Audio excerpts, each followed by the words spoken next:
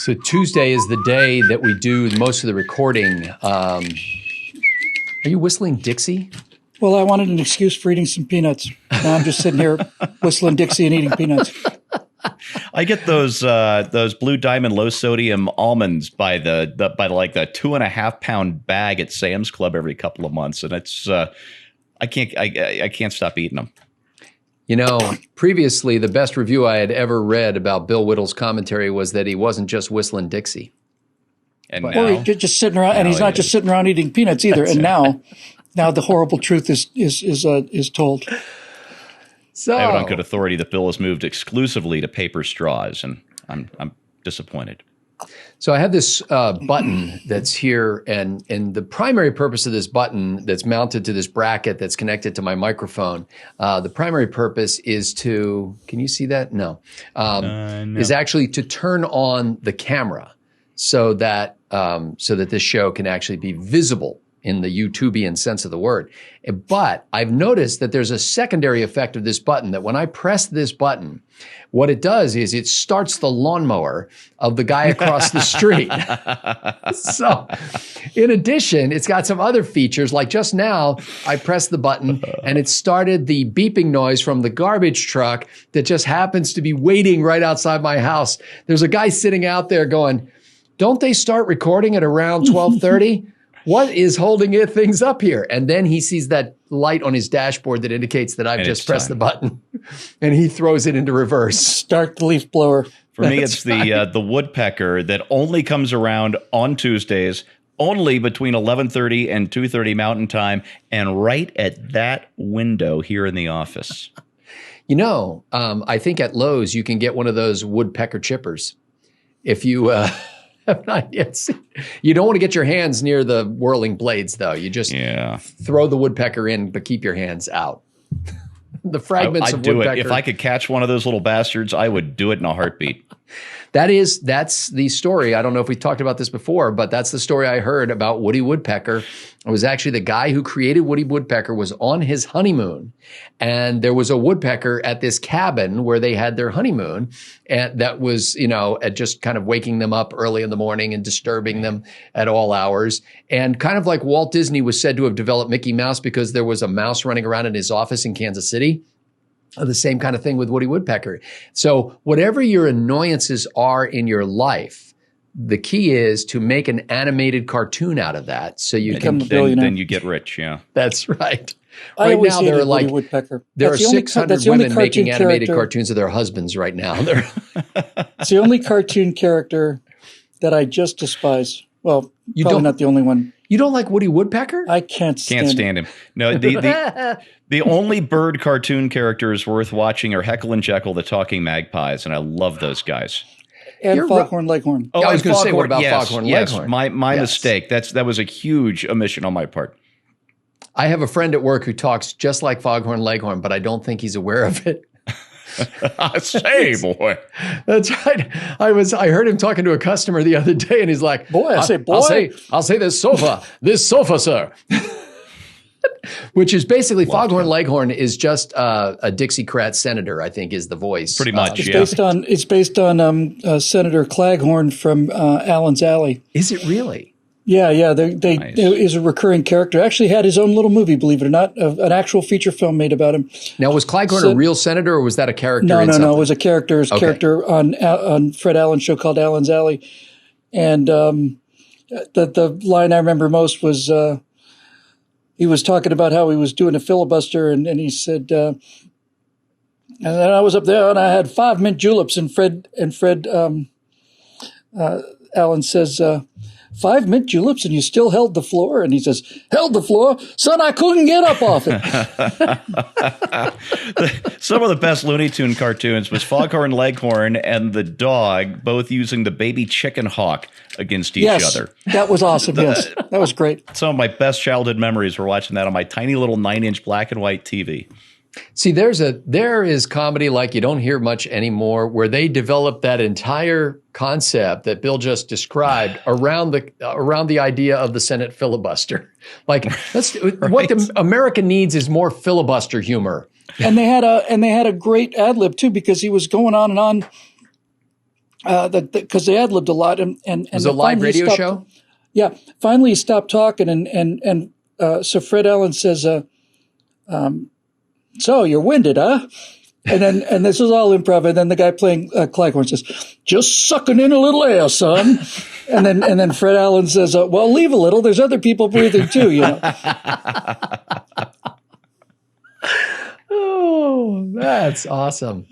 So for those of you who are tuning in late or right on time, it really doesn't matter when you get here. Nothing has happened. So it's not, you didn't miss anything yet.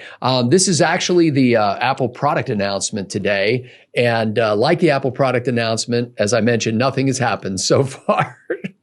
Steve and I both tried to lie to each other when we first dialed up this conference that we were not actually paying attention to it. Yeah. I suspect strongly that Steve is continuing to monitor the proceedings out of Cupertino right now. You know, we're trying to decide. Melissa and I have been on the 2-year upgrade cycle ever since the iPhone 1 came out in 2007. And this iPhone 10 from 2 years ago, I like it so much. I don't know what they're going to do this year to make me upgrade. I think this is the first year we're going to skip. Or the first every other year that we're going to skip. You know, I've always admired about Stephen Green is that he and his lovely bride have a system for everything. We really do. Like, did you hear how he just kind of tosses off that line? Well, we've been on the 2-year upgrade cycle. I'm like, who even thinks about that? Well, that was the thing from the intro. A man with 4 terabytes of entertainment in his basement down there with the nitrogen cooled supercomputer that Steve has. Makes me so happy. When I was selling computers at the store where I now sell furniture, I had a customer who came in, and with great seriousness, he said that he was interested in the computer that had 2 gigabytes of storage. 2 gigabytes. Yes. Well, the wonderful thing about Tigas is Tiga's a wonderful thing. That's right. You've got gigabytes, you've got terabytes, and then you've had gigabytes. And so, you ever have one of those situations where, like, your instinct is to immediately correct him? After all, I'm the expert on computers. I'm selling computers, and I should inform him properly. But I was so charmed by his use of the term gigabytes that I couldn't bring myself to say anything about it. And so I continued. You did the right thing. In fact, truth be told, I may have actually used the term myself a couple of times during the sale. It's a petabyte. That's right. You didn't know that's it. That's the word for it, a petabyte. It's a word for what? For a gigabyte? For 1,000 terabytes. 1,000 terabytes is a petabyte, yeah. Not to be confused with a byte of peta. Yeah, but that cannot touch a gigabyte. There's nothing. A gigabyte is actually an unmeasurable amount of storage. That's what the phrase means. It's not 1,000 times anything. It's a literally unmeasurable amount of storage. So, because we don't have an unmeasurable amount of storage on these devices of ours, we probably should get to this meeting that we're scheduled to have here. I call this meeting to order now. We've already saluted the flag and had a moment of prayer. I, this week, am hosting 2 episodes, and the first one broke upon my consciousness at 12:46 Eastern Time, right after Bill and I had just got done recording some episodes of Bill Whittle Now. And, by the way, let's throw this in, Bill, because we didn't mention it then. We had a momentous occasion during the most recently recorded episode of Bill Whittle Now, which you won't see for a couple of days hence. We actually just recorded our 250th episode of Bill Whittle Now. And by the way, Bill, and what is today's date? Today, we're recording this on the 10th. So I believe, Bill, the 14th of September, 2018 was the first day that any episode of Bill Whittle Now is that right? Posted. That was the first episode. You did 250 of these in a year? In a year. Yeah. That's impressive. Wow. And we did an equal number of these as well. Yeah. Yeah, and I went back and greater watched that first episode. One a day. Yeah, it's about 5 a week for each of them. That's right. So I went back and watched that first episode of Bill Whittle Now, and all I can say is, please don't go back and watch that first episode of Bill Whittle Now. I was like, oh my goodness, what is this? Yeah, it takes a while to find your stride. Well, and maybe I'll have the same reaction next September when I watch the episode we just recorded today. I go, I mean this in all seriousness. I certainly hope we do. Yes. Because that just means you're improving. When people say, I can't look at my early work, I can't read my early scripts, I just can't do it. It's like, because you've come so far. You got better. Yeah, you want to get this better. This has been my my commitment, my devotion, my creed in life is to make my past suck more every day.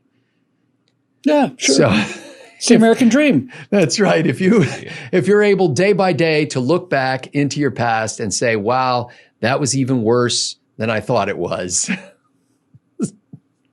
So 12:46 Eastern time, I see that the New York Times has a story that John Bolton, the national security advisor to President Trump, has resigned. He's he fire was signed asked to resign. It was a little fire sign theater. He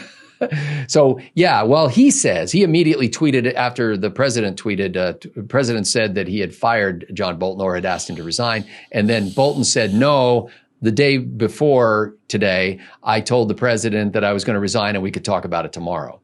So, I guess this just proves that John Bolton never knew President Trump, because if he knew him, he would know you can't say that and then beat him to the punch. Right? No, you cannot. Yeah. So anyway, I think this obviously raises some interesting questions about the U.S. military posture in the world, about diplomacy, about our foreign relations with countries like Iran and North Korea and Afghanistan. It was allegedly well known, and I say allegedly because I just read it in the paper, so to speak, that there were conflicts between not only President Trump and John Bolton. It was not so much a policy conflict, but he just didn't like the guy. But also between Secretary of State Mike Pompeo and the National Security Advisor. And this is now President Trump's third National Security Advisor. General Flynn lasted 24 days. And then H.R. McMaster came in. He lasted, a year and a half. And Bolton's been there about a year and a half. Is anybody doing Spinal Tap drummer jokes yet? No, but since I have never seen the movie, go ahead. Oh, well, one of the running gags in the movie is they go through drummers like Kleenex, and there's die. Every one of them dies. Every one of them dies. Yeah, one of them just exploded on stage. Another one choked on his own vomit. Whatever the various things were. You kind of killed the joke. Or the other one, the way that, not that you're trying to set up the joke. No, but basically in the interview they said the joke. I couldn't do it they right. basically said. He said, and then we had our drummer, Reggie. He sadly died because he choked on vomit. And he goes, and that's right. It wasn't his vomit. Yeah. And then the other guy goes, well, whose vomit was this? Well, you can't really come in and dust for vomit. I can't believe I couldn't remember that gag. Clearly, it's time to watch the movie again. I saw it again. I saw it about a month ago. It's funny because as soon as you say he choked on vomit, immediately I know this is the setup for the joke, because that phrase is never said without saying his own. His own. And why do we say that? Is it really necessary clarification outside of a Spinal Tap movie? Well, that's why the joke was made, right? Yeah. I mean, the joke was made to say, well, why even have his own, right? It's that's like. Right. So he choked on vomit. It wasn't his vomit, though. We don't know whose vomit it was. You can't really dust for vomit. Good stuff. These are troubled boys here. So anyway, I would like to do one episode, just kind of initial reaction. Frankly, we don't have a lot of time or to find out exactly what's going on or why we have the speculation of the mainstream media. We do have a lot of plates spinning right now when it comes to foreign policy. The negotiations between the Afghan government, the White House administration, and the Taliban, which was recently broken off. The signals from Kim Jong-un that he's willing to talk again right after testing a couple of intermediate range ballistic missiles, and then the ongoing problems dealing with Iran and a variety of other hotspots around the world. So it becomes a challenge for the Trump administration, but one gets the sense that the only way to not get fired from the Trump administration is to be related to him by blood or marriage. The only way to win is not to play. Well, Mike Pence has been related to him for a while, and that or you can't shut fire up the vice and say president, yes, sir. though. Well, yeah. I mean, That's okay, true. Nixon turned the tack dogs on Spiro Agnew and practically fired him, but constitutionally, there's no way to do it. I think Mike Pence will have been seen to be by historians as the master of the smolder. I mean, he The 4 to 8 year smolder. That's I right. have a high regard for Mike Pence. Me too. Oh, yeah. He once preempted an interview that I was doing, my first national radio interview, I think, at least my first live national radio interview, where I was sitting there face to face with the interviewers at a Value Voters Summit in Washington, D.C. a number of years ago. And they were interviewing me, okay, because I had published this book. I think it was Not Laughing at Obama, maybe Axis of Weasels. I can't remember. Anyway, and Mike Pence walks up. He had just got done giving his speech to the General Assembly of the Value Voter Summit. And they go like, "Hey, Governor Pence, come here." And they sat down. And then I'm sitting there all strapped up for an interview. And they never said another thing to me. They cut you off for Mike Pence? Those idiots. So Pence sat down, put on the headphones. And I'm sitting like 2-3 feet away from him, just like feeling like I'm Zelig or something, or Forrest Gump. Zelig. Well, that Pence, he's a ratings fireball. It's that charisma just draws the people in. That's right. Well, they loved him at the Value Voter Summit, but then again, it was the Value Voter Summit. No, a really good guy, high respect, but he doesn't have that huge magnetic thing that makes you think, oh, I got to bump everybody off my show for this guy. No, but he does have that kind of thing like, we've gotten a warning that nuclear missiles are inbound, and we're not sure whether this is true or not. He seems like the kind of guy you'd like to have that's right. somewhere in the loop, Yeah. Yeah, and he'd be just like, without, flinching, he'd be like, Maria, take a memo. It would just be like that. I think it's his tone-on-tone look, the aesthetic of gray on gray. That really that look, gives you that sense of calm confidence. Yeah, yep. That's right. Although your color changes from time to time, it goes to pink and then green and then blue. So here's the other thing that I'd like to talk about. I have a mood camera. That's This is Neil Gorsuch actually did an interview with who's he being interviewed by here? Somebody. Oh, yeah, but I saw that. It was reported in The Hill, and I can't see in this story who was interviewed. He said this. The Hill doesn't say to whom he said it. In any case, there were two things that Gorsuch is quoted as saying in this, and one of them was, I've got great confidence in America, and I say to those who don't, look elsewhere. Where else would you rather be? So I thought this was fascinating because he didn't say, America, love it or leave it. He didn't say, if you don't like this country, get the hell out. He said, hey, if you think things aren't that great here, just look around. Yeah. Look around a little bit. So you imagine having such a man on the Supreme Court? Yeah. How unstable can you be? The other thing that he said was, because they were asking about the political division, the partisanship on the court and everything like that. And he says, I just don't view judges that way. I reject that as the way that judges operate, meaning the court has taken a rightward turn. He says 40% of our cases are decided unanimously. The 5-4 cases, they maybe make up a quarter of our docket, maybe a third. And those numbers have been consistent since the Second World War. The only thing that's new is that nothing is new. And I think why this appealed to me, guys, is that so much of what you read and see these days is hair on fire, gone to hell in a handbasket, everything is doomed, we're all gonna die. And every once in a while, somebody of even keel comes along and says, have a little perspective. And perspective, it seems to me, is in demand. And all I'm wondering about right now is how I can do a clickbait headline about perspective. Well, I think your best recourse in this case, Scott, is just to lie and mislabel and misdirect it to your best abilities. Yeah. Just work in some sort of thing about how nudity is going to kill you or something. Just get the words nudity, kill you. The Neil Gorsuch sex tape. I would go with Taylor Swift nude pictures revealed. That's It's going to be an all-time record holder for us. Well, the only good thing about that is we probably wouldn't be demonetized on that one by YouTube. No, I imagine not. No. We'd be monetized. That's right. We'd be heavily monetized. We'll be Our super problems would be monetized. over. You're going to have to sit through 48 minutes of ads to watch a 30-minute segment of Backstage. That's right. So those are my episodes for this week. And I, because I did this to Steve before the show, I don't do this normally, but I texted Steve and basically said, look, I got to do 2 shows today. And we recorded 3 episodes of Bill Whittle Now today. And you just are not going to take my topic. Dang you. No. And no, Scott's right. I can remember we've been doing this for over 3 years now here at BillWhittle.com instead of the old network.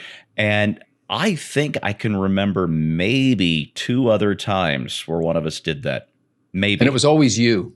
Always, yeah. I'm a greedy, piggy segment host, and yes, it's either one of you two. I never do it because I don't care that much, frankly. I just ship this garbage out the door. Yeah, whatever. There's nothing in the crate. Just send the crate. Count the crates. Don't worry about what's inside. There you go. Right before we go on, Bill just pulls up the Drudge Report, and which explains why we did that one episode completely about how you can get the generic version of that purple pill for just $1. So it happened to be an ad at the top of the page. He didn't realize it wasn't a news headline. Yeah. This episode is a paid sponsorship. No, go ahead by all means. Steven. Okay, Prilosec Man. Steve, what would you like to do? Oh, it's my turn. I want to tell you about some Hollywood shenanigans, some deceptive marketing stuff that I discovered this morning, and did a little thing at PJ that worked out pretty well this morning. My wife and I went to see a terrible movie last summer, this summer I should say. It's still summertime. Yay. Called The Hustle, which turned out to be just a terrible, almost shot-by-shot remake of Dirty Rotten Scoundrels, except not funny. And it's a real shame because Anne Hathaway... Dirty Rotten Scoundrels was like Michael Caine and Steve Martin. Steve Martin, yeah. And this remake had Anne Hathaway and Rebel Wilson. Those are 2 actresses that I usually enjoy the stuff they do. And this was just a stinker, just a bomb. The one good thing that Melissa and I got out of this movie, other than a really lovely date night, was a trailer for a new movie called Knives Out that looks sort of like a dark comedy thriller whodunit about this rich family and the patriarch is murdered, and you've got this huge all-star cast, including Daniel Craig, the James Bond is the detective, and everybody's in this thing. It looks so light and breezy and fun, and I can't wait to see it. Mad world? No. Apparently, under the W. It's been all with the trees. Yeah. Apparently the movie, according to critics who saw it at the Toronto International Film Festival, the whole thing is just one anti-Trump voter jab after another. That's awesome. And this, of course, is not how they're selling the thing. Let me hang on. Let me pull up a couple of these that I've got saved for the segment, just to give you an idea of and that's how bad it is. There's a good market for that because you're really not seeing a whole lot of anti-Trump stuff out of Hollywood these days. No, the market's wide open. Just the bravery involved to swim against the Hollywood currents in that manner is that's right. And by the way, I didn't know this when I saw the trailer. I found out this morning when I was reading these left-wing critics who love it. The guy who destroyed Star Wars, Rain Johnson, is the guy who wrote and directed, or at least directed, Knives Out. Seriously. Let me give you an example here from Tomri Lafley, who's got a movie critic with bylines everywhere. Knives Out is a fun FU, except she spelled it out, to rich white Trump voters wrapped in a crafty Agatha Christie package, very pro-immigration, and none of this is subtle. Enjoy it in a crowd. Now, wait a minute. Hold on. Was that Knives Out or was that The Last Jedi that you were just talking about? That's Knives Out. Okay, sorry. This is CNN. I just, you show me a trailer for a movie like this and you reel me in. If I hadn't have stumbled across these reviews, courtesy of a site I never heard about that I can't remember the name. Society Reviews, I think it's called.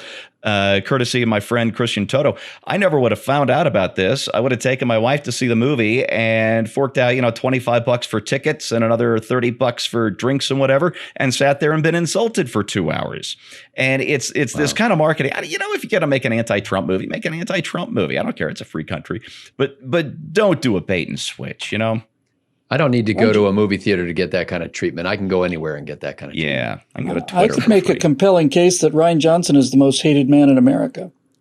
A compelling case. Since I just found out about him, could you give me a little time to get up to speed on hating him? Because he wrote and directed The Last Jedi. He destroyed the Star Wars franchise. Okay. Yeah. On purpose, I think. Yeah. Well, apparently he'll never have to buy his own lunch in Hollywood again. I mean, it sounds like that was the full employment act for him. You do fail upwards in this town. Yes. Okay. Well, I should make a note of that. So, Steve, you said, what's it called? Knives Out. How about, the Knives Out is the name of the movie. And as I said, the trailer just looks so fun and darkly comic. And just a really modern riff on the whole Agatha Christie type thing. But okay, not what it really is, apparently. I have to write these down because as regular members know, we forget immediately after this show the topics that we plan to discuss. Yeah. That's one thing we have in common with our audience. Oh. And by the way, we've had a little surge in the last couple of days of new members. And Yay. So I just want to thank each and every one of you. As Steve Martin said, thank you. I want to welcome all you new members. You unfortunately didn't get any intro to this show, but this isn't really like a show. We're just talking. And you're invited to be kind of like of our other shows. Yeah, it's kind of like but we don't have like a swooping intro of any kind. No, to this. Where else are you going to get some heavy duty politics and a little foghorn leghorn history all wrapped up in the same segment? You can't find that anywhere else. I think we would be more professional if we could somehow start this show with a swooshing noise, followed by one of us would say, "This is a Bill Whittle alert." Because on Fox News, everything is an alert. Yeah. So I think we need to do an alert. Okay. The America needs more alerts. I'll wear one of those hard hats that has a rotating headlight, on the like emergency light on the top. That reminds me of an old Saturday Night Live episode with when they went live to Al Franken covering like the Democratic convention, and he was doing it with this new technology. You know how news channels are always introducing new technology at election time, and his new technology was that he had a helmet with a satellite dish uplink mounted on his helmet, and it kept losing the signal and every stuff. time he turned. That's right, he would lose the signal. That's comedy right there. Mm-hmm. So. Bill Whittle, how is that $1 purple pill these days? It's just marvelous. Thank you. This is not the little blue pill. It's a different pill. No, this is Prilosec. Prilosec can cut acid production by up to 40%. Be sure to ask your doctor about Prilosec. And if you're suffering from heartbeat, don't take this is my favorite thing at the end of every pharmaceutical commercial. Don't take Prilosec if you're allergic to Prilosec. Yep. Oh, thank you for that. And I'm not gonna be the next guy to talk about how all of the potential side effects are far worse than. That joke has been made a million times. But that's just a new thing that they've been adding lately, telling you not to take something you're allergic to. Correct. So there's nothing. So as far as my topic goes, there's nothing more gratifying in life than having somebody really smart agree with you. I agree, Bill. I see what you've just given me one of those Star Trek conundrums now, where smoke is coming out of my ears and my medallion is flashing, and I'm going, Norman, coordinate, Norman, coordinate. I saw this on that hack website run by lunatics. Instapundit link on. Were you That on will never catch Instapundit on. again? You gotta cut that out. Yes, That's just never going to catch on. You keep going back to it as if it's going to be a thing, and nobody's reading Instapundit. There's Glenn Reynolds and other people think so that I don't have to, and that's the main reason I like Instapundit. But seriously, the headline is what hooked me, and there's a quote by Alexander Solzhenitsyn. He said, "Prosperity breeds idiots," Yeah. and I could not agree more. I've read the Gulag Archipelago, and one of my giant, I don't want so much, I almost said this is a pet peeve, but I mean, it's just basically one of the largest crimes in human history. I don't think that really comes to the level of peeve, but the fact that that the Soviets never ever got the tarnish that they deserved for the killing that they did. Just to put things into perspective, there's Solzhenitsyn wrote the Gulag Archipelago, which was a very successful book. And Solzhenitsyn basically said, there's only one person who I get down and worship. And that person is the guy who wrote a book called Kolyma Tales. His name is Varlam Shalamov. Kolyma Tales is just unbelievably brutal. Kolyma was a part of the Gulag labor camp system. They said that if they sent you to the gold mines in Kolyma, your life expectancy was probably 3 months. Estimates are, listen to this. This is from the book title. It is estimated that some 3 million people died in the Soviet forced labor camps of Kolyma. 3 million people. That's 2 Auschwitzes. That's 3 Treblinkas. And no one knows anything about it. So that kind of hardship is what Solzhenitsyn survived to get to freedom. And when he got to freedom, he found that their freedom had bred a lot of idiots. And of all the things that disturbed him, it was hearing people who've never been hungry, never been cold, never been beaten, never anything, talking about how swell socialism is. It drove him nuts, made him leave the country, went back to Russia. I don't blame him one bit.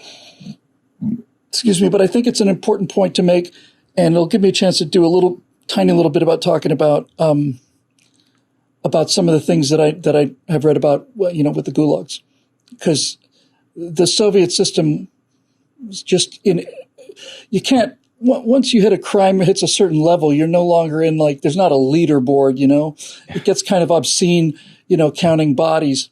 But honestly, it makes the Nazis look like pikers. But a couple of things come to mind. One, did you see what the New York Times did yesterday? They put up this very glowing tweet on the anniversary of the death of Mao, and then deleted it saying, well, it lacked historical context. The historical context being that Mao was the greatest mass killer in all of history, with 45, maybe 50 million corpses to his name. Yeah, it's only 50 million people. What the hell? The other is, and I'm not trying to belittle what Stalin or Mao or anybody else did, but the thing you got to remember about Hitler is he only had 12 years, and he didn't get to fulfill his General Plan East, which really called for the murder and or enslavement and eventual extinction of 150 million Slavic people.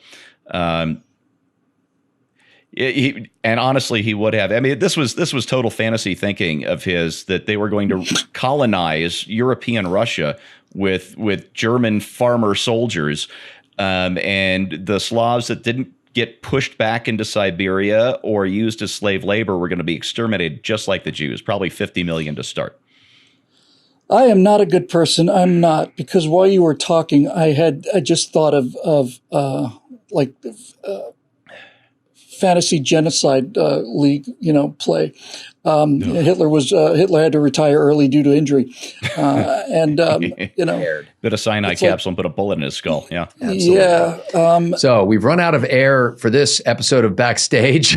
And we're going to get about recording this week's episodes of Right Angle so that you can enjoy them. We appreciate those of you who not only have given of your own substance to make this enterprise feasible, but have also relayed your passion for it to others and resulted in more people signing up. We're grateful for that. So for Stephen Green and Bill Whittle, I'm Scott Ott. Thanks for making this happen.